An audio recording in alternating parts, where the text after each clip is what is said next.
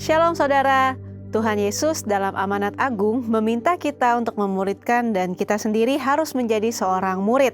Namun, banyak orang yang menganggap menjadi seorang murid itu susah dan tidak menyenangkan. Padahal, sesungguhnya hal itu justru sangat berguna bagi kehidupan kita.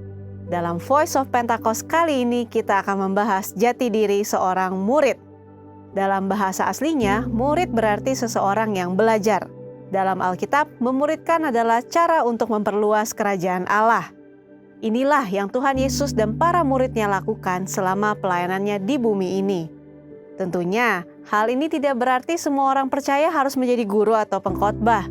Namun, sebagai murid, kita harus menjadi saksi melalui seluruh aspek kehidupan kita.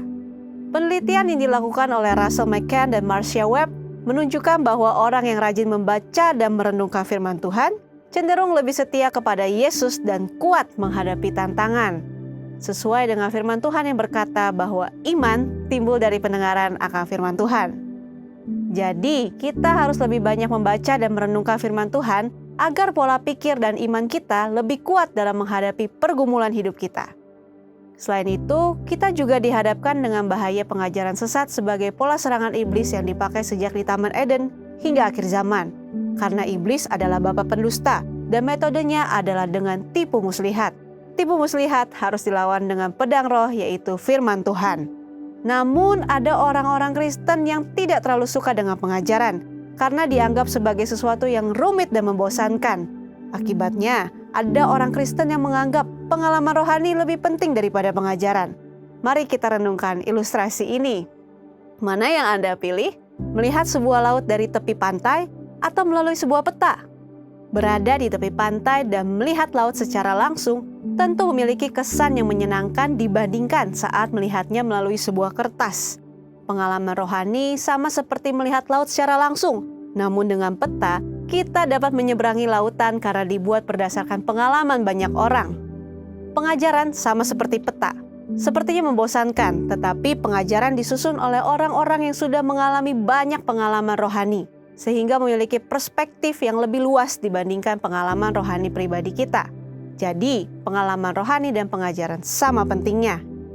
Asumsi lainnya adalah menganggap pengajaran sebagai sumber perpecahan gereja. Namun, ketika berhadapan dengan pengajaran yang bertentangan dengan Alkitab, maka perpecahan bukan suatu keburukan. Albert Mohler menggunakan istilah theological triage untuk menentukan tingkat kekritisan sebuah pengajaran. Tingkat pertama, yang paling kritis, yaitu pengajaran dasar yang mempengaruhi keselamatan seseorang. Seperti mengenai Alkitab adalah firman Tuhan, ketritunggalan Allah, ketuhanan Yesus, karya penebusan, keselamatan karena kasih karunia melalui iman hanya kepada Yesus Kristus. Pada tingkatan ini, maka perbedaan pengajaran sekecil apapun tidak dapat ditoleransi, sehingga penolakan dan perpecahan tidak dapat dihindari. Tingkat kedua adalah pengajaran yang tidak mempengaruhi keselamatan namun berpotensi memisahkan gereja. Contohnya, pengajaran mengenai kepastian keselamatan, metode baptisan air, serta baptisan dan karunia Roh Kudus. Mungkin saja kita memiliki doktrin yang berbeda dengan gereja non-Pentakostal, namun kita tidak dapat mengatakan bahwa mereka tidak diselamatkan selama mereka percaya kepada Yesus Kristus sebagai Tuhan dan Juru Selamat. Tingkat ketiga, pengajaran yang berbeda namun tidak esensial untuk memisahkan gereja, seperti pengajaran mengenai urutan peristiwa Second Coming dan akhir zaman. Tanpa mengenali tiga tingkatan tersebut, maka perbedaan kecil dapat menimbulkan perpecahan. Atau di sisi lain, ada kompromi yang berbahaya terhadap pengajaran yang tidak sesuai dengan kebenaran firman Tuhan. Lalu, apa yang harus kita lakukan untuk menjadi seorang murid yang sejati? Mulailah dengan membaca Alkitab setiap hari, mendengarkan khotbah dan pengajaran yang sehat dari gereja, serta mengikuti kelas-kelas kom di gereja kita. Ingat, seorang murid itu belajar. Tuhan menegur bahkan mengutuk orang yang malas, termasuk yang malas belajar. Marilah kita bertekun dalam pengajaran dan Tuhan berjanji akan mempertajam telinga kita sebagai seorang murid. Saudara, untuk penjelasan lebih lengkapnya dari tim teologi kami, silakan buka link yang ada di atas atau scan QR Code yang tersedia. Tuhan Yesus memberkati.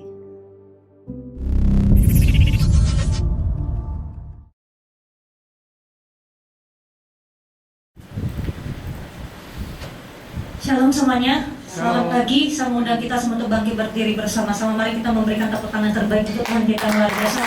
Katakan haleluya. Tuhan Yesus baik, amin. Amin. Sebelum kita memulai pagi hari ini di dalam ibadah kita satukan hati di dalam doa. Syakara barata kala barata kala basyikila barata kala barata kala barata kala barata kala barata kala basyakarata kala Kula barata kala barata kala barata kala barata kala basyikila barata kala barata kala barata kala barata kala Aku bersyukur Tuhan.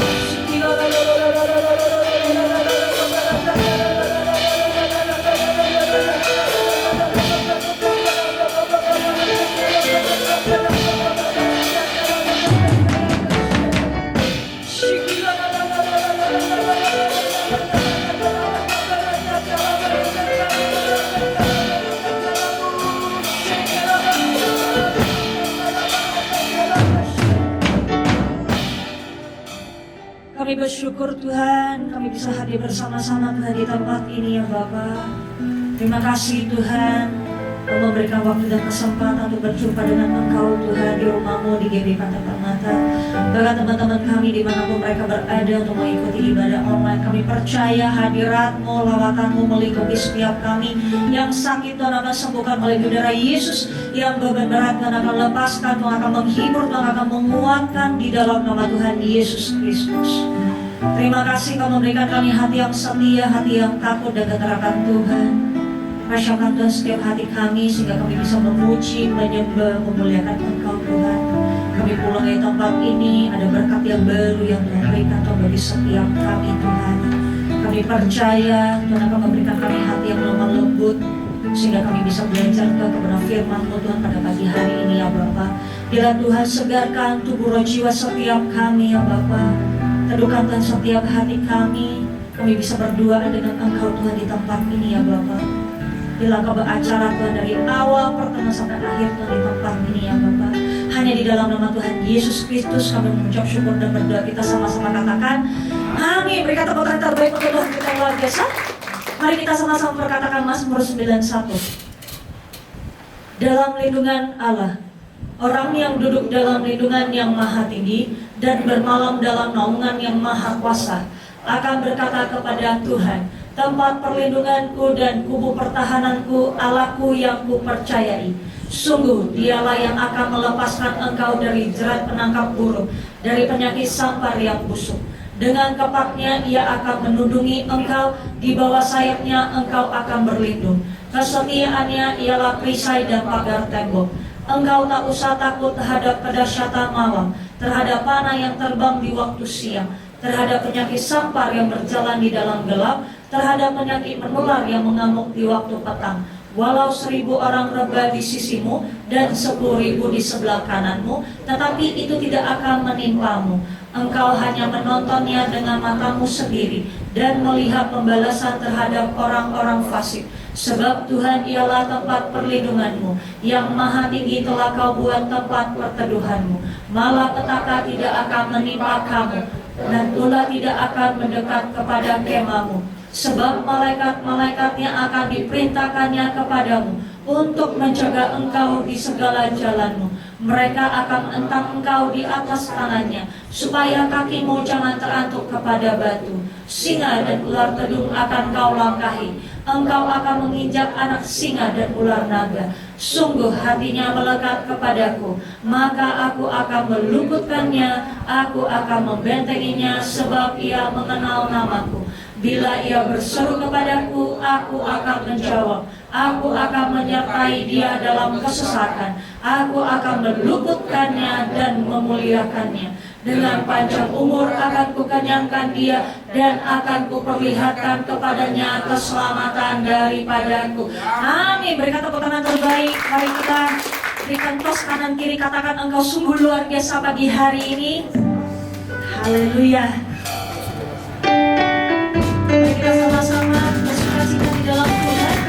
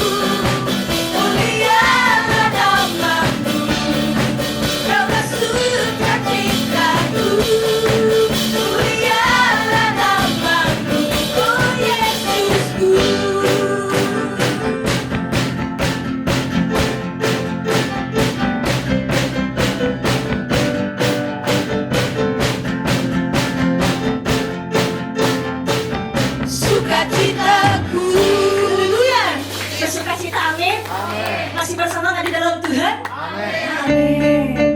Tuhan baik dalam hidup setiap kita.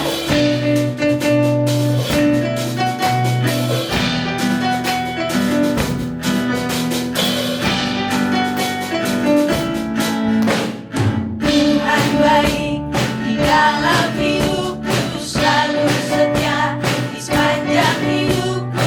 Nyatalah perbuatanmu, Kaulah sukacitaku.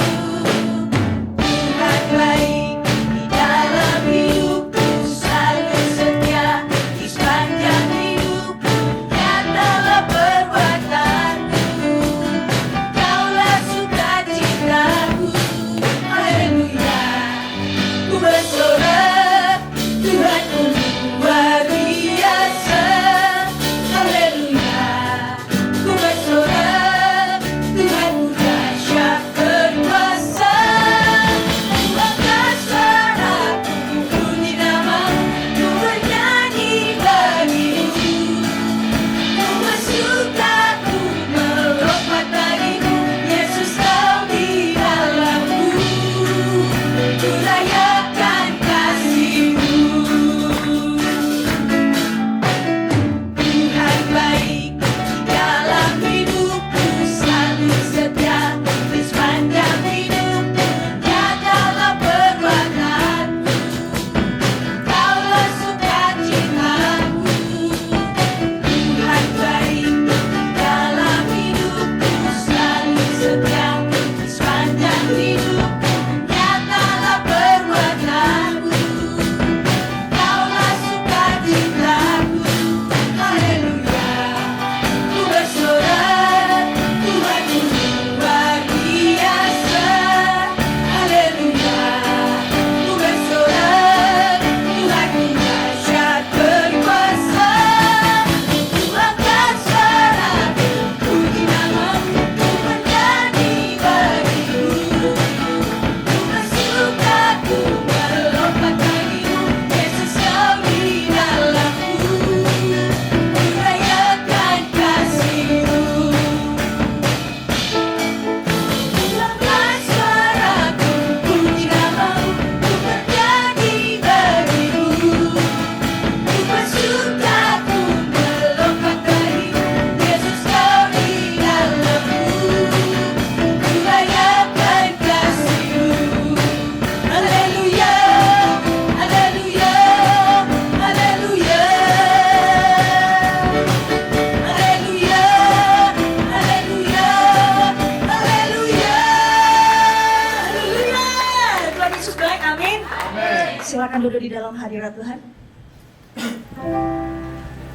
Ini saatnya kita memberikan persembahan kita buat Tuhan. Kita bersatu di dalam doa. Kami mengucap syukur ya Tuhan atas kebaikan-Mu ya Bapa. Kami boleh datang ke rumah-Mu Tuhan dengan hati yang sukacita, dengan kekuatan yang baru dari Engkau ya Tuhan. Terima kasih Bapa buat segala kebaikan-Mu Tuhan. Dan pada saat ini Tuhan, tiba saatnya Tuhan, kami memberikan persembahan kami kepada Tuhan.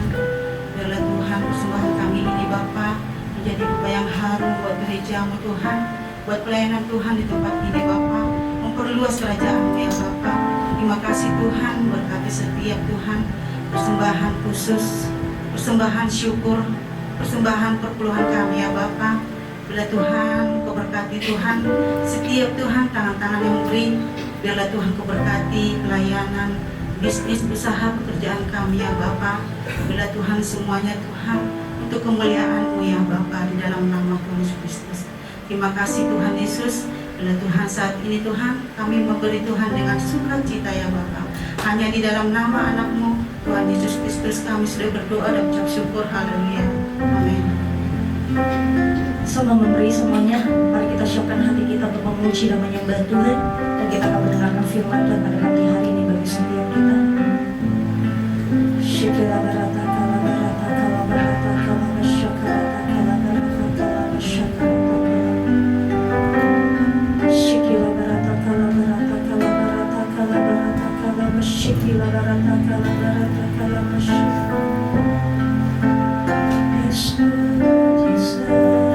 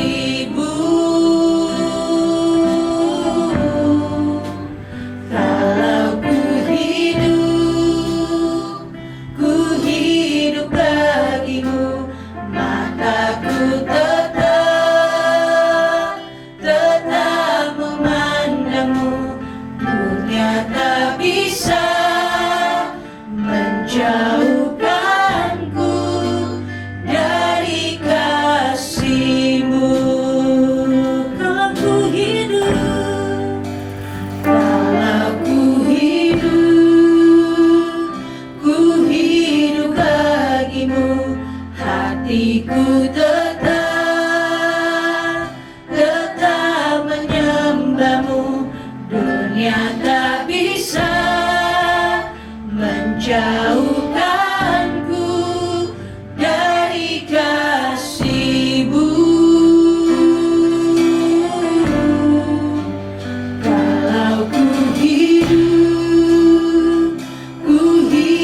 bagimu, mataku tetap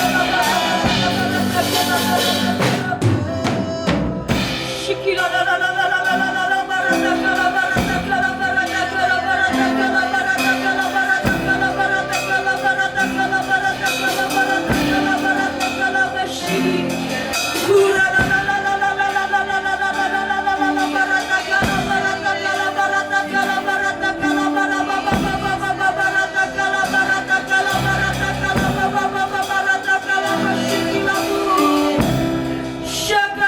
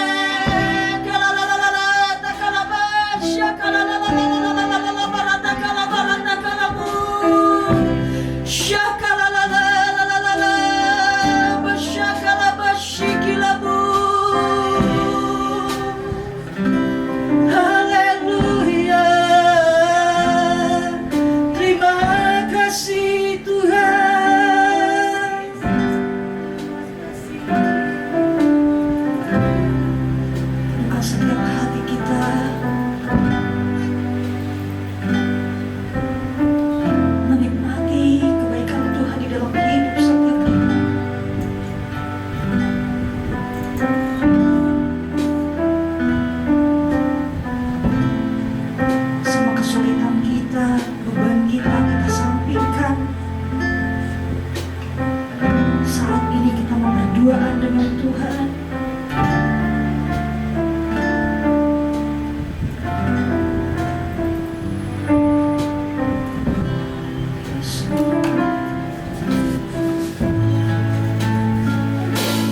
Kini aku percaya tiada yang mustahil bagimu.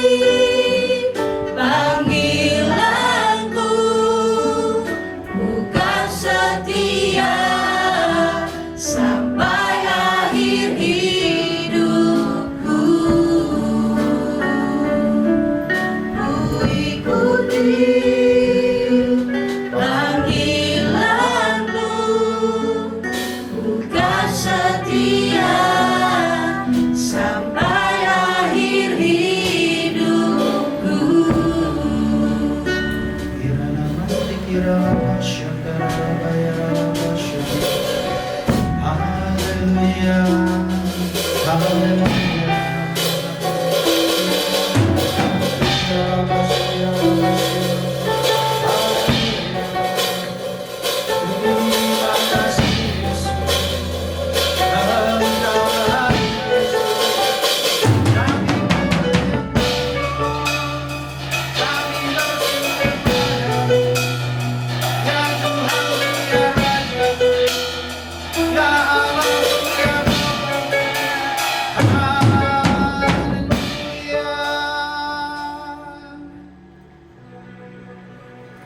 Cuaca yang baik, kesehatan yang Kau berikan, undangan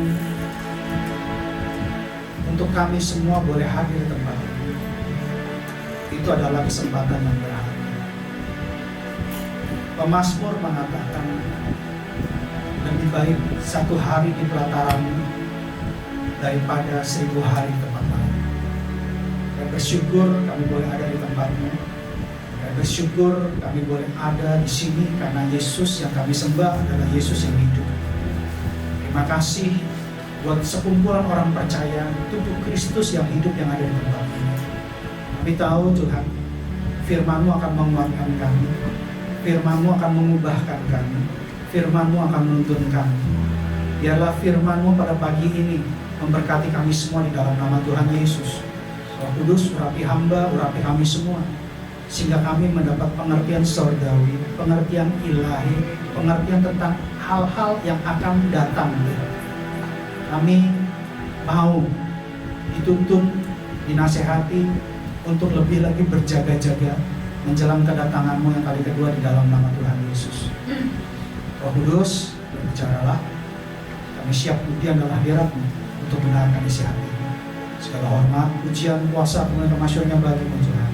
Dalam nama Tuhan Yesus Kristus, kami mengucap syukur dan berdoa. Yang siap menampilkan Tuhan serta katakan, amin. Silakan duduk Bapak Ibu, saudara-saudara sekalian terkasih dalam Kristus Yesus. Shalom.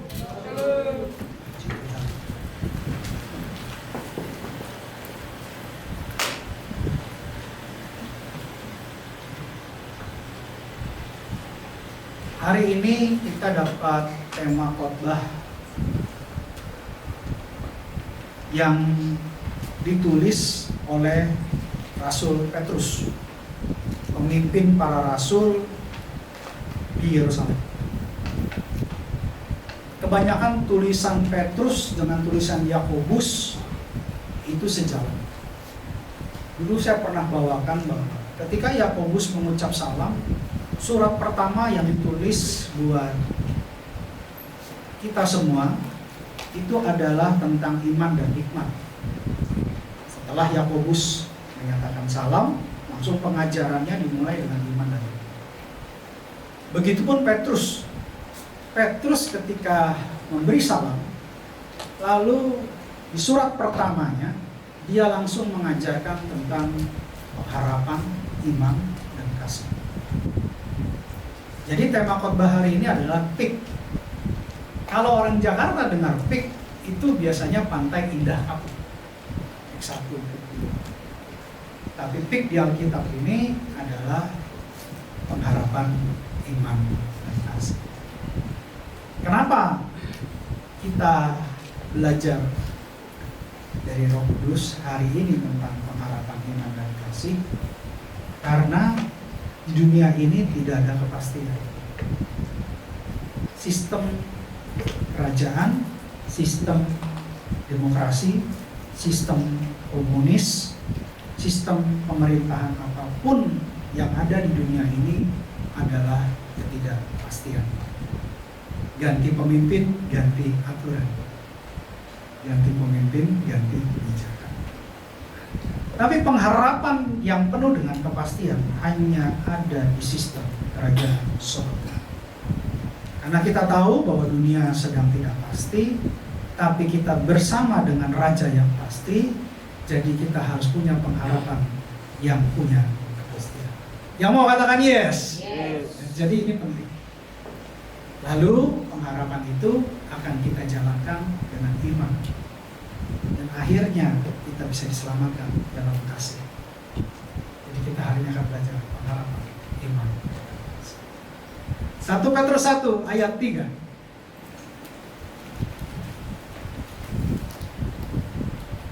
1 Petrus 1 ayat 3. Yang sudah dapat, katakan amin. Wah, belum semua. Saya sarankan buka Alkitab elektroniknya. Silahkan buka Alkitab sucinya. Jadi kita bisa sama belajar. Tadi sudah ditekankan bahwa kita harus jadi seorang murid.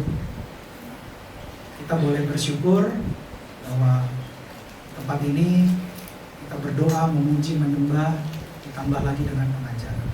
Karena memang kita adalah murid. Katakan saya murid. Saya murid. Ya. 1 Petrus 1 ayat 3, demikianlah firman Tuhan. Terpujilah Allah dan Bapa Tuhan kita Yesus Kristus, yang karena rahmat-Nya yang besar telah melahirkan kita kembali oleh kebangkitan Yesus Kristus dari antara orang mati kepada suatu hidup yang penuh pengharapan. Katakan hidup penuh pengharapan. Hidup penuh pengharapan. Jangan sampai hidup kita tuh nggak ada harapan. Itu penting. Jangan sampai hidup kita nggak ada harapan. Makanya dikatakan kita perlu dilahirkan kembali. Karena tanpa kelahiran kembali kita nggak bisa masuk surga. Gimana cara kita supaya lahir kembali?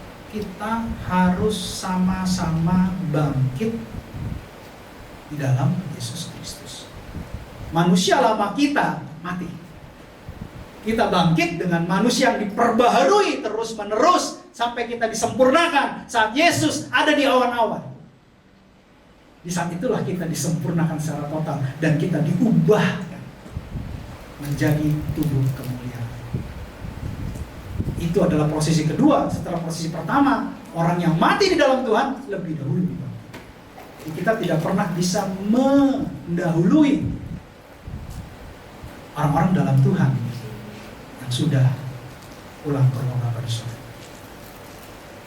Saya percayalah saat titik itu duka cita kita akan berubah menjadi sukacita. Kita akan, wow, saya nggak bisa bayangin. Dan saya terus terang, jujur saya ngomong sama Tuhan, saya tidak mau tertinggal. Saya sudah bilang sama Tuhan, Tuhan tolong, saya tidak mau tertinggal. Saya tidak mau. Saya mau serahkan hidup saya mau lahir kembali, saya mau bangkit bersama-sama Engkau. Arti kata bangkit bukan tidur, bukan duduk, bukan diam, bangkit. Saya mau bangkit bersama Engkau dengan kehidupan yang baru, yang terus diperbarui sampai akhirnya saya disempurnakan. Dan saya mau gereja ini juga mengalami hal yang sama. Katakan amin. Itu penting. Kita bayar harga. Kita kasih waktu kita buat Tuhan. Kita kasih tenaga kita buat Tuhan. Kita kesampingkan semua buat Tuhan. Kenapa? Tujuan kita supaya kita disempurnakan nantinya pada saat Yesus ada di langit-langit, di awan-awan. Kenapa? Sekarang Bapa di sorga sedang menyiapkan tempat, rumah bagi kita. Itu yang harus kita imani. Gak ada rayap Bapak Ibu, gak ada bocor. Ya berapa lama rumah saya harus naik ke genteng, ya beli apa tuh aquaproof. Terus kita tambelin, gak lama lagi bocor lagi. Gak ada yang kekal di dunia. Di ayat 2 dikatakan, di ayat 4 dikatakan, untuk menerima suatu bagian yang tidak dapat binasa, yang tidak dapat cemar, dan yang tidak dapat layu, yang tersimpan di sorga bagi kamu.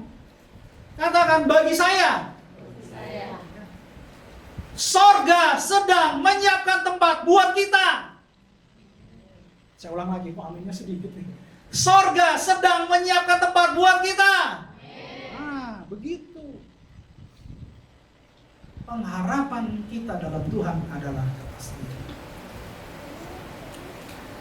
Kalau kita biasanya kalau dalam bisnis nyarinya apa? Yang pasti-pasti aja deh. Makanya dalam hidup kita juga harus begitu, yang pasti-pasti aja. Kenapa? Tuhan Yesus sudah naik ke surga. Tuhan Yesus ada di surga. Tahu dari mana? Tercatat dan disaksikan oleh banyak murid. Bukan hanya bagian sejarah, tapi bagian dari kisah supranatural yang sampai hari ini kita boleh katakan ya dan amin. Kita punya Tuhan yang sudah tahu jalan. Kita punya Tuhan yang sudah siapkan tempat. Bukan hanya buka jalan, tapi siapin tempat.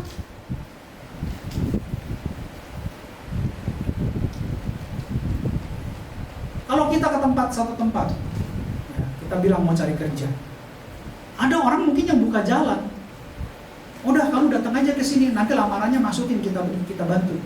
Kita kenal sama HRD. Itu baru buka jalan. Tapi Yesus bukan hanya buka jalan, dia siapin tempat. Ibaratnya gini, kamu datang ke sini deh. Kalau kita mau melamar kerja nih ke daerah lain, kamu datang ke sini, nanti HRD-nya saya ngomongin, kamu kirim lamaran. Kalau sudah oke, malah nanti saya siapin tempat buat kamu. Gimana kurang enak itu? Kita tinggal mengusahakan, kita tinggal bekerja. Itu destiny-nya, blueprint anak-anak Allah, di mana yang sulung namanya Yesus. Kita adik-adik daripada Tuhan Yesus, bukan yang sulung, karena yang pertama ada Yesus. Dan kita adalah anak. Kenapa anak? Karena kita punya hak waris. Kemarin kita belajar tentang rendah hati, hati hamba. Dalam hati hamba itu, kita statusnya tetap anak. Gak usah cari-cari yang lain. Hati-hati, pergaulan buruk merusakkan kebiasaan baik. Saya nggak tahu dengan siapa bergaul sampai salah langkah. Jangan sampai kita salah langkah. Tapi puji Tuhan di sini nggak ada. Saya nggak ngerti juga tuh ya. Tapi ya udahlah, saya mau dapat kabar ya udah nggak apa-apa. Kita tetap jalan terus bersama Yesus. Jangan sampai kita ikut-ikutan di luar sana yang aneh-aneh. Kenapa? Untuk menerima satu bagian yang tidak dapat binasa. Katakan tidak dapat binasa. Ini pengharapan dalam kepastian. Pasti nggak Pak? Pasti. Selama kita tidak menyimpang dalam kebenaran, pasti. Selama kita dalam kebenaran, pasti. Karena Yesus adalah kebenaran. Jangan belok kiri belok kanan, jangan main-main gitu. Jangan. Tuhan Yesus itu pasti, dia ada di surga itu pasti, dia siapin tempat itu pasti. Dia punya kuasa untuk menyelamatkan kita dengan sempurna, itu pasti. Kasih karunia besar itu pasti. Jadi pengharapan kita dalam Tuhan Yesus itu adalah kepastian. Katakan amin. Kita harus punya pengharapan, jangan kita putus pengharapan. Kita ini manusia hidup, bisa bergerak, bisa berjalan, dikasih hikmat. Punya Tuhan yang hidup, pelayanan malaikat terjadi. Kenapa kita putus pengharapan? Cemen namanya. Kita anak Tuhan loh. Jadi anak Tuhan harus punya pengharapan. Karena pengharapan dalam Tuhan adalah kepastian. Katakan amin. Gak usah ngelihat yang namanya harga Dexlight. Gak usah ngelihat berita-berita tentang perangan. Gak usah ngelihat harga minyak goreng naik. Lihat sekilas saja. Tapi jangan terlalu fokus. Fokus kita hanya kepada Yesus. Kalau fokusnya kepada minyak goreng, fokusnya kepada Dexlight, fokus kepada solar, fokus kepada perangan, harga sayuran, nanti iman bisa goncang. Jangan sampai kayak Petrus. Jalan, ya kan? Begitu jalan, dari 12 rasul itu Petrus loh yang jalan di air. Dia punya iman. Tapi ketika dia rasakan gelombang kiri kanan, nah, goncang kan? Akhirnya apa? Tenggelam. Jangan sampai salah fokus. Kalau salah fokus bahaya. Fokus kita hanya kepada Yesus. Katakan amin. Ketika Petrus fokus kepada Yesus, dia bisa berjalan di atas air. Ketika dia fokus kepada gelombang, dia tenggelam. Masalah itu pasti ada. Tapi kemenangan juga ada. Tidak usah khawatir dengan itu. Kita bukan orang mati, kita orang hidup. Dan kita di bawah Tuhan untuk memiliki hidup yang kekal.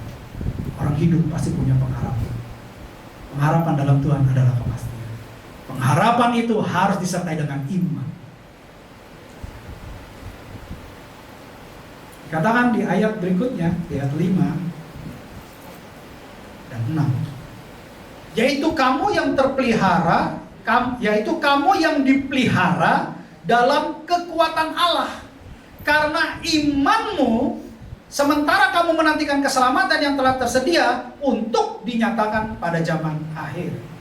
Ayat 6, bergembiralah akan hal itu, sekalipun sekarang ini kamu seketika harus berduka cita oleh berbagai-bagai pencobaan. Bukan ujian. Kita tinggal di bumi dikuasai oleh iblis. Iblis ingin menjatuhkan, makanya ada banyak pencobaan. Tapi kalau dalam Tuhan, pencobaan itu kita ubah jadi ujian. Gak bisa kita jadi olahragawan rohani kalau kita gak pernah latih otot rohani. Gak bisa kita terlatih otot rohaninya kalau kita gak mengalami namanya latihan, pertandingan, ujian, pencobaan, ya kayak begitu. Tapi yang jelas Tuhan berjanji bahwa kamu dipelihara dalam kekuatan Allah. Katakan, saya dipelihara. Saya dipelihara.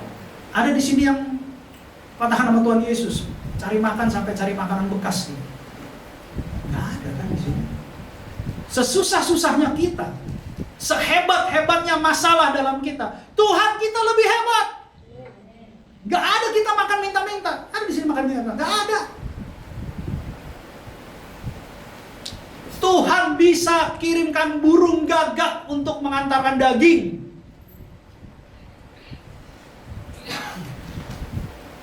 Tuhan bisa pakai ikan untuk mengantarkan koin. Artinya apa? Binatang aja bisa dipakai Tuhan. Kita ini anak Tuhan yang terpilih dan terkasih. Masa iya Tuhan gak bisa kirimkan penolong di luar sana untuk nolongin kita? Kalau binatang aja bisa dipakai Tuhan.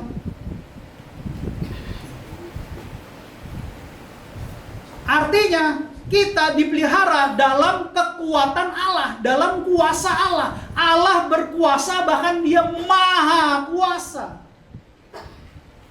Nggak usah khawatir. Iman kita dipelihara oleh kekuatan Allah. Jangan sampai ada yang gugur. Bilang kiri kanan, jangan gugur. Tuhan sudah mau datang loh. Sudah mau datang loh. Dan saya percaya di sini kita dipelihara oleh Allah. Dan sebab itu kita harus bagikan firman ini, kita harus bagikan kesaksian kita harus bagikan tadi ya, pembelajaran dan pengalaman rohani itu bagus sekali tadi Filipia. Kadang-kadang orang nggak mau belajar gitu. Saya kok nggak ngalamin, kok yang lain ngalamin, sih nggak ngalamin. Jadinya karena nggak ngalamin nggak mau belajar. Padahal tadi pertumbuhan itu terjadi ketika kita mulai baca firman. Kenapa saya bisa diubahkan? Kenapa saya bisa diperbarui? Saya rajin baca firman, saya ngerenungin firman. Ketika saya merenungkan firman, saya pakai hari-hari saya pakai berapa jam itu untuk baca firman. Mungkin cuma satu pasal, tapi satu pasal itu saya renung lama sekali itu saya renung. Itu yang membuat saya berubah, pola pikir saya berubah. Karena setiap dari kita ada Roh Kudus di hati kita. Tetapi kan daging lemah, roh penurun. Disuruh baca Alkitab, mendingan baca saham, mendingan baca Facebook, mendingan baca TikTok. Tapi kalau orang yang rajin baca firman, saya percaya pola pikirnya, hidupnya, dia akan berubah. Sisakan sedikit waktu untuk Tuhan, baca firman Tuhan, renungkan. Jangan hati gembira dalam obat yang manjur. Udah Tuhan, saya baca satu ayat, puji Tuhan. Tapi renungkan gitu, bagaimana hati kita yang gembira? Bagaimana kita bergembira hatinya? Sedangkan banyak orang tersenyum tapi hatinya menangis. Ini harus direnungkan. Ketika dia masuk dalam firman, saya percaya pikirannya dirubah. Ketika pikirannya dirubah, dia connecting dengan surga. Open heaven terjadi. Jadi rahasianya ada di situ. Saya orangnya suka merenung, saya orangnya suka berdiam diri. Kalau dulu saya lebih cenderung introvert. Sampai saatnya saya ditemukan beberapa teman saya dan saya masuk dalam komunitas. Kalau enggak saya juga nggak diubahkan. Itu masa lalu saya orang introvert. Karena saya pikir saya bisa handle sendirian. Saya anak yang terbuang, saya anak yang terhilang. Dan puji Tuhan saya cerdas. Apa yang terjadi? Self-thinking, self-confidence. Saya nggak peduli orang lain, saya bisa kerjakan sendiri. Itu yang membuat saya akhirnya terjatuh. Tapi setelah saya ketemu Tuhan Yesus, saya banyak belajar tentang firman, saya banyak diubah. Karena Tuhan Yesus bilang, kamu dipelihara dalam kekuatan Allah. Karena apa? Iman. Ketika kita punya iman sama Yesus, kita dipelihara. Dan iman ini harus bernilai. Jangan iman yang abal-abal. Iman yang gak ada isinya. Banyak orang Kristen beriman, imannya biar pet. Imannya kayak lampu sen. Nyala, hidup, nyala, hidup, nyala, hidup. Kita harus punya iman yang bernilai, iman yang berkapasitas, iman yang nyala terus kayak lampu HID. Lampu bilet yang terang, begitu nyalain satu jalan itu kena terang. Itu. Iman itu harus bernilai. Ayat 7 dan ayat 7 mengatakan begini. Maksud semuanya itu ialah untuk membuktikan kemurnian imanmu yang jauh lebih tinggi nilainya daripada emas yang fana, yang diuji kemurniannya dengan api, sehingga kamu memperoleh puji-pujian dan kemuliaan dan kehormatan pada hari Yesus Kristus menyatakan dirinya. Iman harus bernilai. Ini digandengkan dengan emas.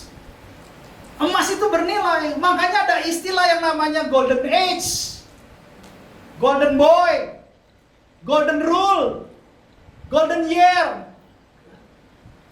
Kenapa orang mengambil golden bukan silver years, tapi golden years? Bukan silver rule, tapi golden rule. Karena emas itu bernilai. Saya yakin di sini kalau ada sebongkah emas dan sebongkah perak, kalian bawa pulang yang mana? Emas lah. Karena bernilai. Iman kita harus bernilai, katakan amin. Ya, itu penting. Kalau iman kita terus dimurnikan oleh api, baptisan api, maka emas itu akan berkilau, emas itu akan bersinar, emas itu akan bercahaya. Emas itu akan mencerminkan sesuatu yang dipantulkan. Kalau kita mempunyai iman seperti emas, kita akan mencerminkan karakter Kristus. Yesus waktu dihajar, dipukuli, ditelanjangi, diludahi, dia hanya diam. Tapi tidak menghilangkan ketaatannya kepada Tuhan. Dia tetap taat dalam Tuhan.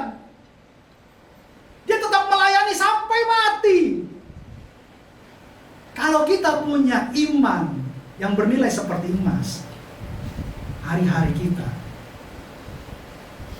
orang akan melihat bahwa ada Yesus dalam hidup kita. Jangan hanya punya iman. Semua orang ngaku Kristen banyak. KTP Kristen juga banyak.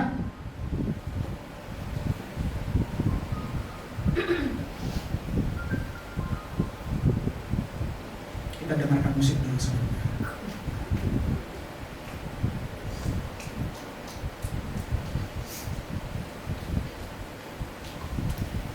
Jadi jangan sampai kita punya iman yang tidak teruji dan terbukti. Tapi kita punya iman yang murni, yang bernilai seperti emas yang sudah dipanaskan oleh Allah. Makanya berbagai-bagai percobaan yang dikerjakan oleh iblis, oleh musuh, kalau kita punya iman di dalam Tuhan, itu akan mendatangkan kebaikan buat kita. Kita akan semakin jatuh cinta sama Yesus. Kadang kita bilang, Pak saya doa Pak, nggak pernah dengar. Ya itu kan asumsinya kita. Itu kan logikanya kita yang terbatas. Terkadang kan Tuhan menjawab dengan cara yang tidak masuk di akal. Tuhan menjawab dengan cara-cara yang ajaib yang kita nggak nyampe ke sana. Tapi yang pasti ketika kita berdoa, Tuhan mendengar. Gak ada istilah Tuhan mendengar. Iblis akan berusaha menekan doa kita, menahan doa kita. Tapi ketika kita sungguh-sungguh berdoa, saya percaya doa kita akan dijawab sama surga.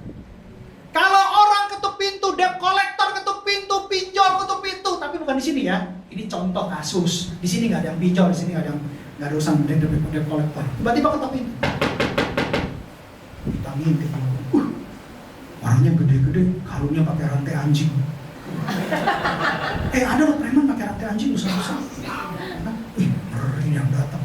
Ini pasti debt collector. Tanggal udah pasti tanggal datang. Kita nggak bukain. Dia ketok lagi. Dia ketok-ketok terus, kita nggak bukain. Tapi kalau 8 jam sampai 12 jam dia duduk di situ sambil ketok-ketok, kita bukain.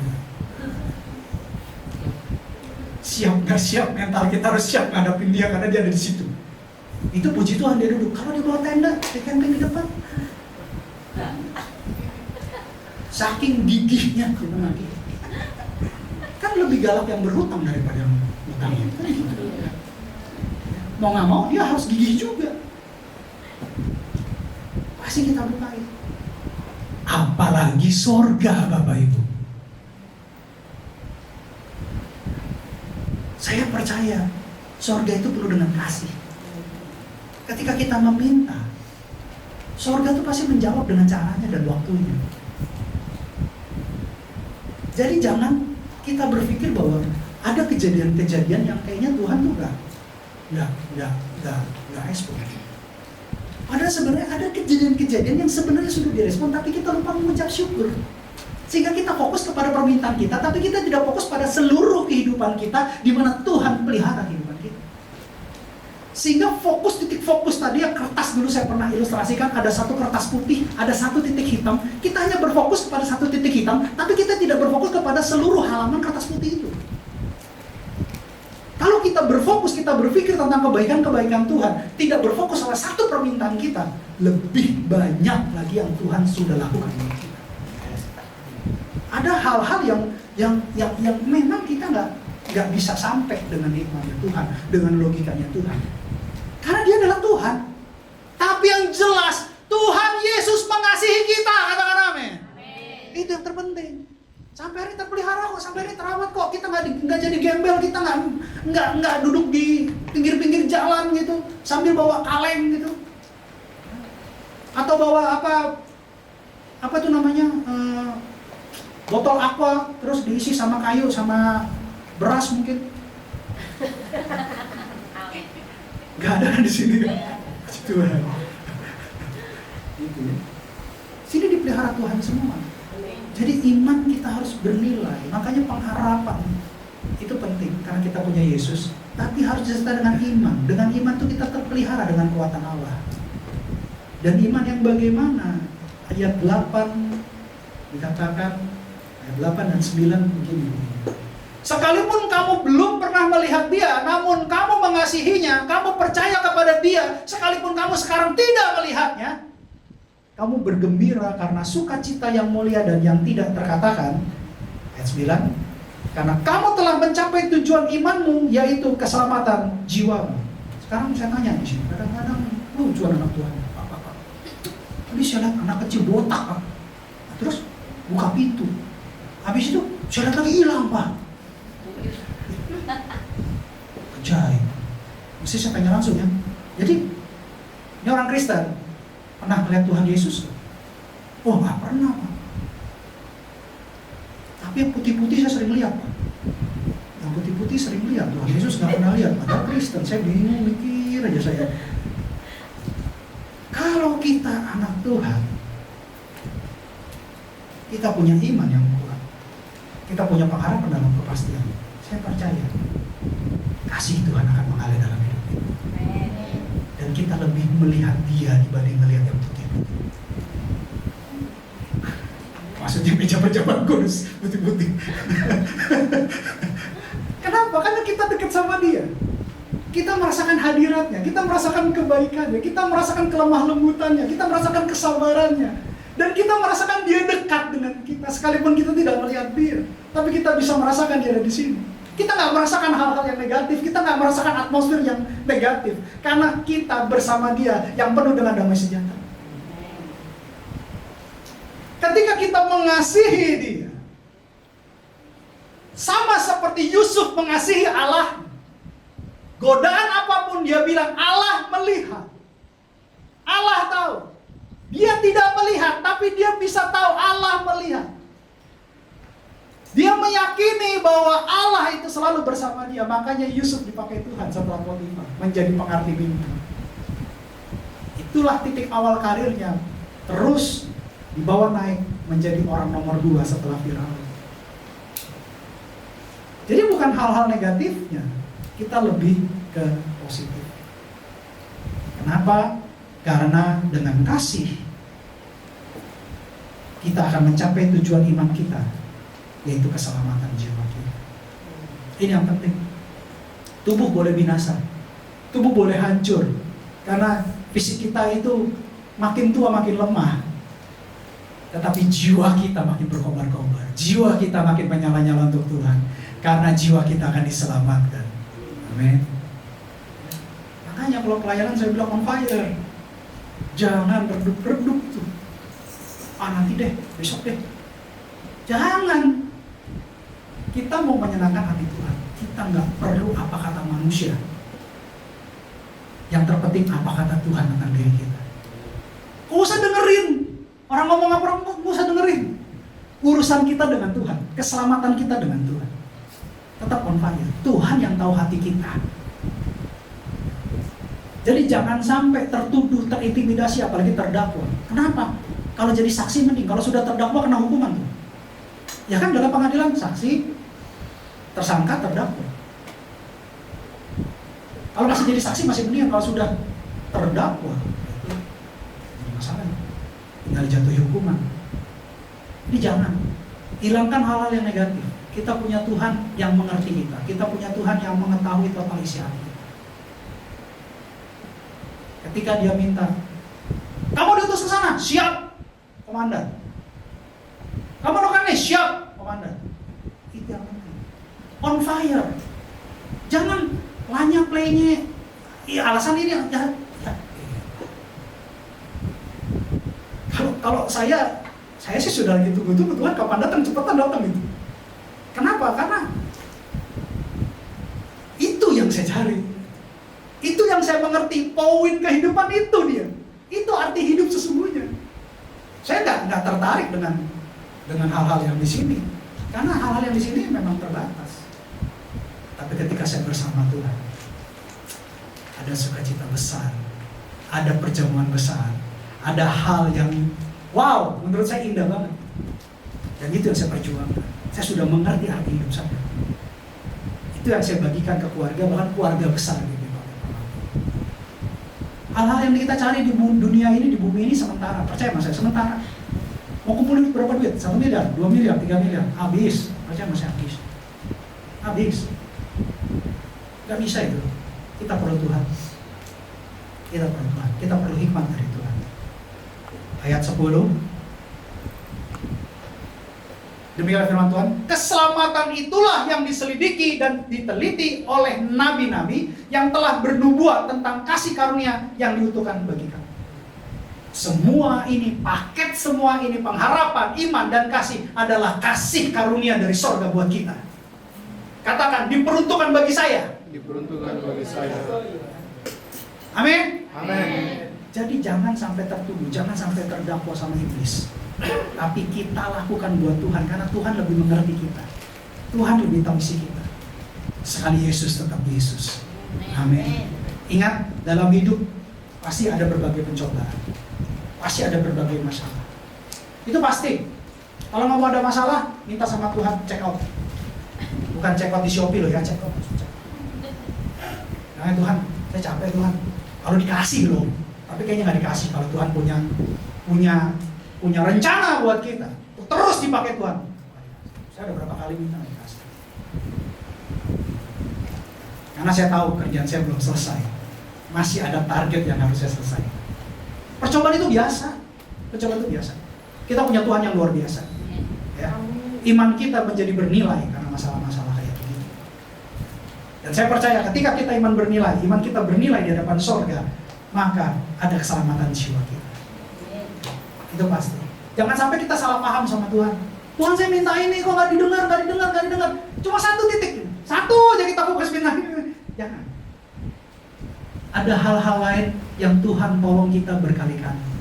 Tuhan kuatkan kita berkali-kali. Tapi kita hanya fokus sama satu titik, yaitu permintaan kita. Tapi sebenarnya dari 1% yang kita minta, 99% Tuhan berulang-ulang tolong kita, berulang-ulang kuatkan kita. Ini penting. Jangan sampai iblis pakai celah yang 1% itu untuk kita salah paham dengan Tuhan. Karena kita ada tetap pilih Tuhan dan mengucap syukur sama Tuhan. Jadi hari ini Roh Kudus mau sampaikan kepada kita, ingat pengharapan, iman, dan kasih. Sekalipun kita nggak melihat Yesus, kita tetap mengasihi Yesus. Sekalipun kita nggak melihat Yesus, Dia selalu ada buat kita. Sekalipun kita tidak melihat Yesus, Yesus kita hidup. Amin. Pemusik saya undang maju ke depan. Kita nyanyikan satu lagu. Lagu ini sangat memberkati. Dan berapa kali saya nyanyikan lagu ini, saya merasakan Dia ada. Dia hadir. Dan saya percaya hari ini Tuhan mau dengar dari mulut kita, dari hati kita, untuk menyanyikan lagu ini bersama-sama. Bapak Ibu saudara untuk berdiri. Tuhan Yesus baik, Tuhan Yesus baik, Tuhan Yesus selalu baik. Terkadang kita nggak mengerti apa rencananya dalam hidup kita. Terkadang kita nggak mengerti apa destiny hidup kita. Tapi saya percaya bahwa jalan hidup kita sudah dirancang oleh Tuhan. Karena kita orang percaya, Tuhan berotoritas kepada hidup orang percaya. Dan saya percaya apapun yang Tuhan tulis dalam kisah hidup perjalanan kita, itu mendatangkan kebaikan. Itu membuat kita berharap dalam kepastian. Itu membuat kita punya iman yang bernilai. Itu membuat kita mempunyai kasih kepada Dia yang tidak kita lihat. Dan semua itu akan membawa kita kepada keselamatan jiwa kita.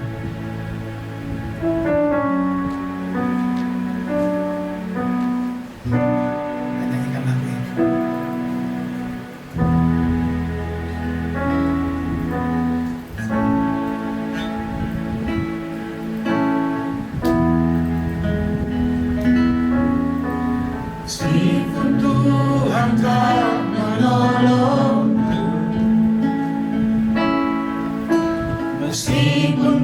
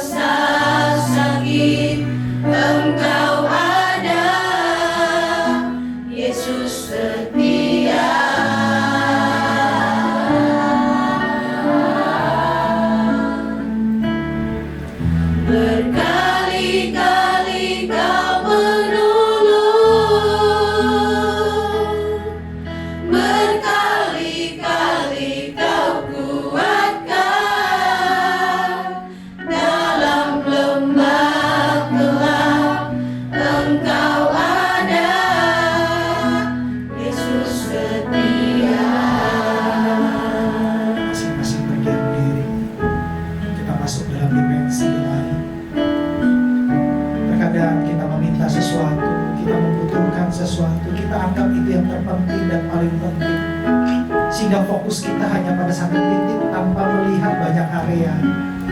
Kita melihat satu bagian tanpa melihat 99 bagian yang lain.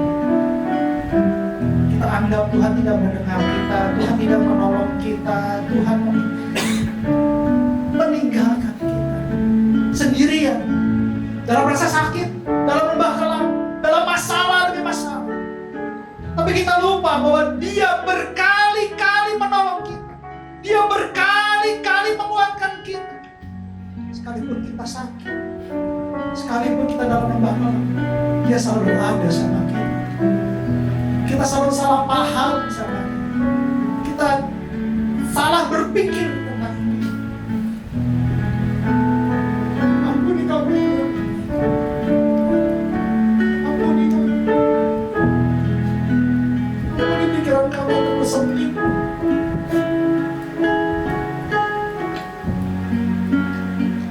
Kami punya Tuhan yang besar. Kami punya Tuhan yang hebat. Kami punya Tuhan yang berkuasa memelihara kami dengan kekuatan. Tapi terkadang kami hanya berfokus kepada egosentris diri kami, egosentris permintaan kami. Kami tidak melihat banyak bagian yang sudah Kau berulang kali menolong kami, berulang kali menguatkan kami. Kami mohon ampun Tuhan. Ajarkan kami untuk mengenal pribadi-Mu lebih lanjut. Kami tahu kami punya Tuhan Yesus yang setia. Karena pengharapan dalam Yesus adalah pasti.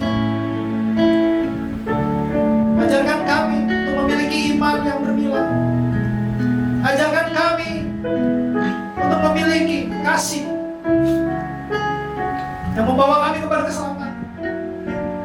Ajar kami sehingga pengharapan iman dan kasih itu terus bertumbuh dalam kasih karunia-Mu dalam hidup kami dalam nama Tuhan Yesus. Katakan berkali-kali.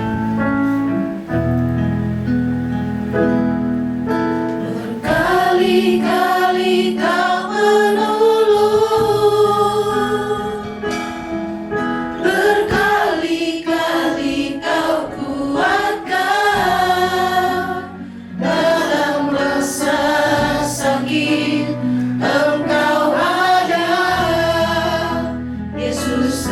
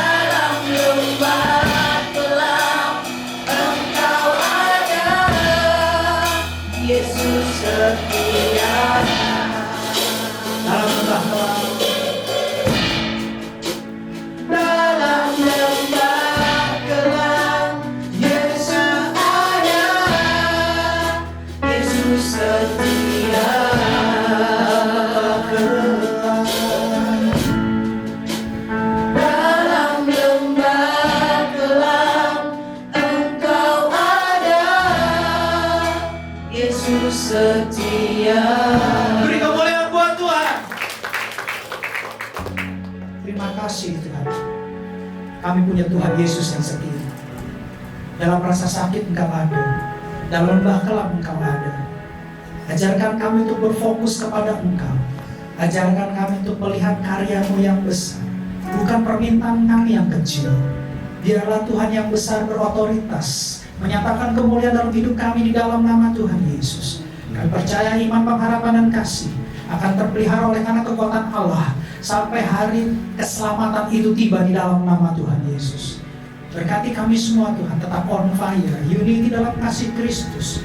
Dan kami percaya Tuhan, mulai saat ini, Tuhan yang besar, Tuhan yang hidup, Tuhan yang setia ada dalam hidup kami, di dalam nama Tuhan Yesus. Terima kasih Bapak yang baik buat firman. Terima kasih buat hadirat. Terima kasih buat ibadah raya yang Kau sempurnakan. Terima kasih buat berkat surga yang Kau materaikan di dalam nama Tuhan Yesus. Terima kasih, dan terima kasih. Mari kita buka kedua tangan kita, nanti Tuhan nanti kita di hadapan Tuhan untuk menerima berkat yang terbaik. Kekasih Kristus, sama seperti Engkau membuka kedua tanganmu dan pintu hatimu di hadapan Tuhan, pintu surga terbuka di hadapanmu. Pulanglah dan terimalah berkat kemenangan, berkat keberhasilan, berkat keberuntungan, berkat pengudusan, berkat keselamatan, berkat kesehatan, berkat kelepasan, berkat kelegaan, berkat Abraham, Ishak, dan Israel, serta kasih karunia yang berlimpah-limpah serta shalom dari Allah Bapa kita di surga, melalui Tuhan kita Yesus Kristus dan persekutuan yang manis bersama dengan Roh Kudus mulai saat ini sampai Tuhan Yesus sendiri yang akan menjemput kita semua di awan-awan yang permai sampai Maranatha, bahkan sampai selama-lamanya. Setiap kita